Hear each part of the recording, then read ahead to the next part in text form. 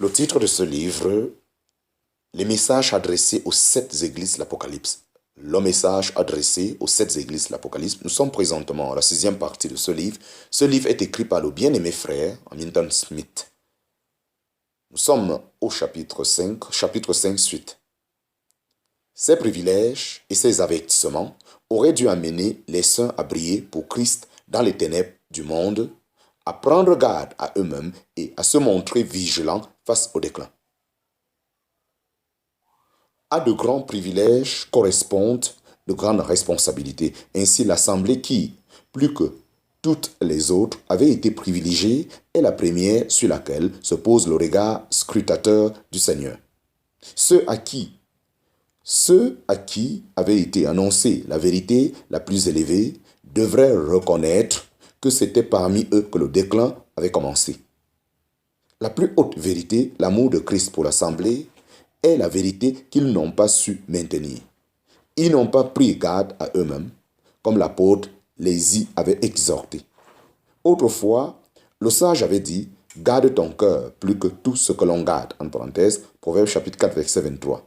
Hélas, malgré une conduite extérieure correcte, ils n'ont pas su garder leur cœur.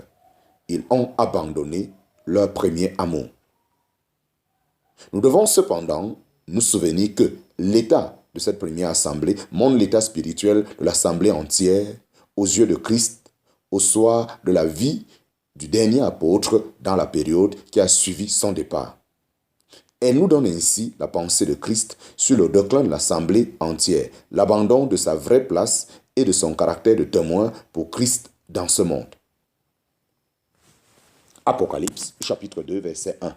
Le message est adressé à l'ange de l'assemblée. L'ange semble représenter ceux qui sont établis pour transmettre la lumière céleste dans chaque assemblée. Comme une étoile émet sa lumière en l'absence du soleil, ainsi les anges, en parenthèse, qui sont assimilés aux étoiles, sont les représentants d'un Christ absent pour apporter la vérité céleste à l'assemblée qui est solidairement responsable d'être une lumière pour Christ dans le monde. Il s'ensuit que l'ange, d'une manière particulière, est tenu pour responsable de l'état de l'assemblée. Le Seigneur se présente à cette assemblée comme celui qui tient les 7 étoiles dans sa main droite, qui marche au milieu des 7 lampes d'or. Les anges sont vus ici dans leur place personnelle et dans leur place personnelle de dépendance à l'égard du Seigneur. Ils sont tenus dans sa main droite, ce qui indique qu'ils accomplissent leur ministère sous l'autorité directe et avec la puissance de Christ.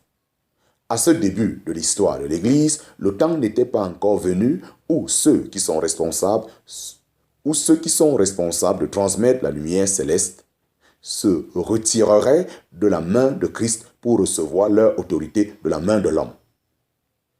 De plus, le Seigneur n'est pas vu seulement au milieu des lampes comme il est apparu à Jean, mais comme celui qui marche au milieu des 7 lampes d'or. Il n'est pas là comme spectateur, mais comme quelqu'un qui visite les assemblées, prenant un intérêt actif et profond à l'état des siens, porteur de lumière divinement établie afin de briller par lui dans ce monde.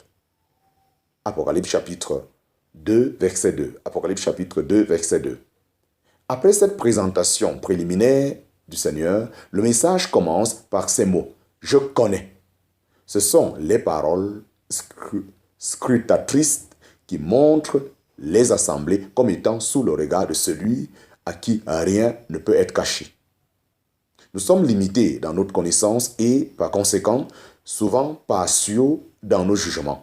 Le Seigneur connaît tout ce qui est de lui et tout ce qui n'est pas de lui, bien que souvent cela reste inconnu des autres. Il n'y avait rien dans cette assemblée que le monde puisse considérer comme étant incompatible avec la profession chrétienne. Néanmoins, le Seigneur savait ce qu'il lui manquait. Je connais. Voilà des mots encourageants pour le cœur, bien qu'ils sondent aussi la conscience. Comme toujours, le Seigneur parle d'abord de ce qui a son approbation. Dans cette assemblée, il y avait bien des choses en accord avec sa pensée. D'abord, le Seigneur dit, « Je connais tes œuvres ». C'était certainement des œuvres que le Seigneur pouvait approuver, car il y avait dans cette assemblée beaucoup de dévouement dans le service. Ensuite, le Seigneur approuve le travail qui marquait leur œuvre. Il peut y avoir beaucoup de service et cependant peu de travail. Le mot indique que leur service demandait de l'énergie et du labeur. Les saints s'y dépensaient avec dévouement. Puis le Seigneur relève et approuve leur patience, en parenthèse, ou persévérance.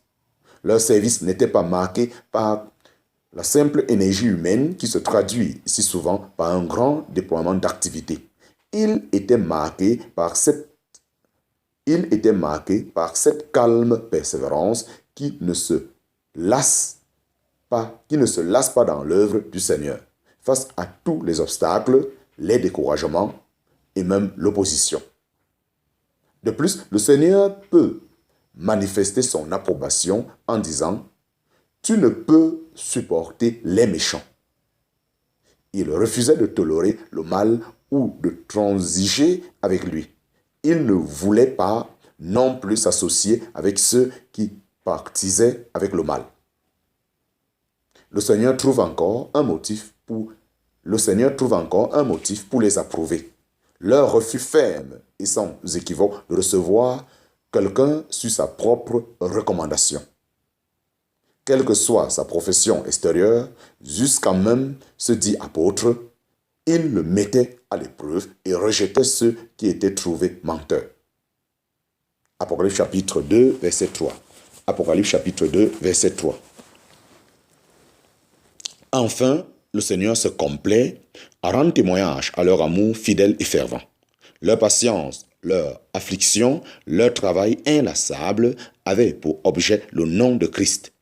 Ils ne cherchaient pas à se faire un nom à eux-mêmes. Ils agissaient par amour pour son nom. Combien belles sont les qualités que le Seigneur souligne pour les approuver.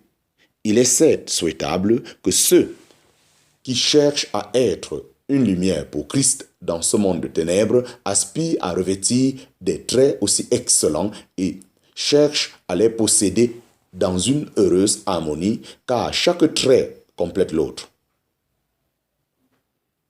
Leur travail les gardait de n'accomplir des œuvres approuvées. Leur travail les gardait de n'accomplir des œuvres approuvées par le Seigneur que d'une façon froide et mécanique. La persévérance empêche le travail de n'être qu'une manifestation passagère de ferveur. La haine du mal empêche la patience de dégénérer en tolérance. En mettant à l'épreuve les professants et en démasquant leurs prétentions, ils prouvaient que leur haine du mal n'était pas une simple profession des lèvres, simple protestation non suivie d'action. De plus, le fait qu'ils faisaient tout pour le nom de Christ prouvait que leur œuvre, leur travail, leur persévérance et leur manière de traiter le mal n'avaient pas simplement pour but d'établir ou de maintenir leur réputation religieuse. C'était pour l'amour du Christ.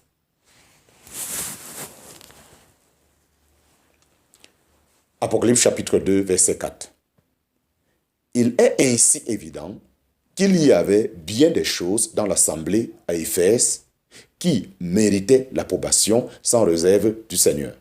Bien qu'il ait discerné quelques défauts, le Seigneur ne refuse pas son approbation, mais tout le bien qu'il a pu approuver ne l'empêche pas de signaler la défaillance. Sous son regard, il y avait dans cette assemblée un déclin d'une très sérieuse nature. Malgré bien des choses louables, il doit dire « Mais j'ai contre toi que tu as abandonné ton premier amour ». Cet abandon était si sérieux à ses yeux qu'il faisait de cette assemblée une assemblée déchue. Extérieurement, il n'y avait rien en elle que le Seigneur condamnait et rien à quoi le monde puisse trouver à redire. Certes, l'assemblée pouvait être marquée par des traits que le monde ne pouvait ni comprendre ni imiter. Mais de toute façon, le monde pouvait difficilement condamner ceux qui étaient caractérisés par les œuvres, le travail, la persévérance, la haine du mal et l'absence de prétention. Extérieurement, tout était beau et la lampe paraissait briller avec suffisamment d'éclat devant le monde. Cependant, sous la surface, il y avait ce qui, aux yeux du Seigneur, gâtait toute cette belle apparence. L'Assemblée avait abandonné son premier amour pour Christ. Ce n'était pas qu'ils aient abandonné leur amour, mais ils avaient perdu leur premier amour. Quelqu'un a dit, quel terrible déshonneur on jette sur Christ quand on perd son premier amour. C'est comme si, après un premier contact, Christ perdait à être connu de plus près. Nous pouvons nous demander alors, qu'est-ce que le premier amour? N'est-ce pas un amour qui ne souffre pas de partage, qui trouve une entière satisfaction dans son objet? Un tel amour ne saurait souffrir de partage. Il remplit l'esprit et le cœur à l'exclusion de tout autre objet. Il satisfait le cœur parce qu'il le remplit. Il fut un temps où Christ était tout en tous pour l'assemblée à Éphèse. Alors vraiment Christ satisfaisait leur cœur, remplissait leurs pensées et absorbait leur énergie. Mais cette fraîcheur primitive avait passé.